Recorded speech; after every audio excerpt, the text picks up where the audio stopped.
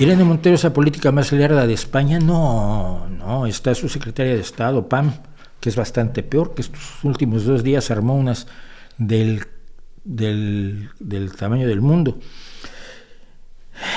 Irene Montero no es lerda. A ver, Irene Montero tiene una agenda política que se propone llevar a cabo contra viento y marea, contra ciencia y biología, contra técnica y contra conocimiento, contra todo lo que no sea la filosofía en la que fervorosamente cree.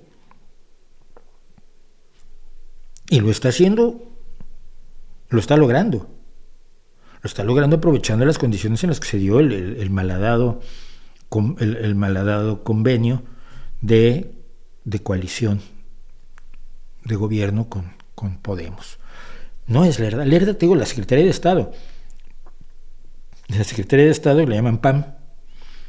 En estos 2 días ha tenido 8 y 9 de marzo, ha tenido una serie de barbaridades. Un grupo de feministas interrumpieron un acto donde estaban precisamente la Secretaría de Estado e Irene Montero, y se ha hablado del borrado de las mujeres, porque dejan de ser objeto político las mujeres como lo han sido hasta ahora. Tú tienes programas de ayuda para que las mujeres, por ejemplo, entren a carreras científicas, motivación para que las mujeres entren a carreras científicas, pero ahora eso ya no es como era antes para mujeres biológicas, sino para mujeres en general. Entonces se borra el concepto mismo de mujer, se niega el concepto de mujer es la hembra humana adulta.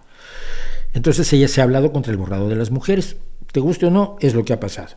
Y entonces una serie de feministas ayer increpaban a Irene Montero y a la Secretaría de Estado, y la Secretaría de Estado les gritó: no os veo ni os oigo porque estáis borradas.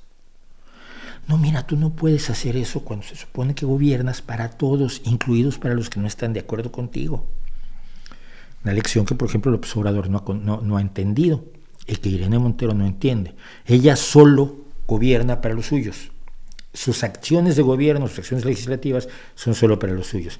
Luego, esta mañana compartía la Secretaría de Estado un vídeo con ella. Primero sale ella muy sonriente, luego salen unas chiquillas que están en la manifestación de ayer diciendo que qué pena que no pudo abortar la mamá de Santiago Abascal.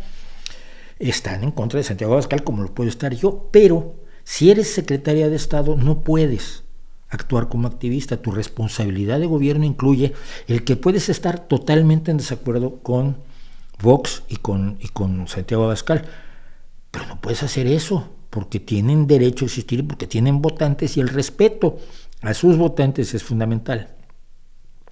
Y alguna otra cosa también hoy me contaban que hizo. Que ha llegado a tal grado que ha molestado a gente como Antonio Maestre, un periodista que ha sido incondicional de Podemos, pero que hoy estaba hablando de que como secretaria de Estado esta mujer, pues se le había olvidado que era secretaria de Estado, o no ha comprendido la enorme responsabilidad que tiene participar en el gobierno de un país, de un municipio, hombre, y actúa como un activista. Y los activistas son verdadero veneno para la política.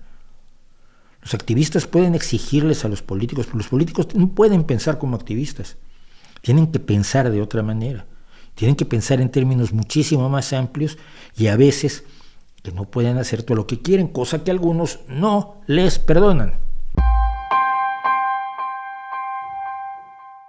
Hombre Gamba, pues estaba yo hablando, el 8M debe ser dividido. ¿Por qué? Porque no hay una uniformidad. Pero siempre recuerda que en estos movimientos, todos los movimientos sociales, los que más ruido hacen son los extremos, que son minoritarios. Si en la derecha española los minoritarios son los fascistas y los extremistas, Vox es como lo más grande que han logrado hasta ahora, pero siguen siendo minoritarios. En España, el Partido Comunista de los Trabajadores de España y Podemos y toda Izquierda Unida es minoritario, es extremista, está fuera de la corriente principal. En el feminismo, la corriente principal es la de las feministas que ahora llaman radicales, me parece. Pues las feministas tradicionales, que son la gran mayoría, pero quienes hacen ruido son los extremos. Y cuando los extremos logran colarse en un gobierno, siempre hacen daño.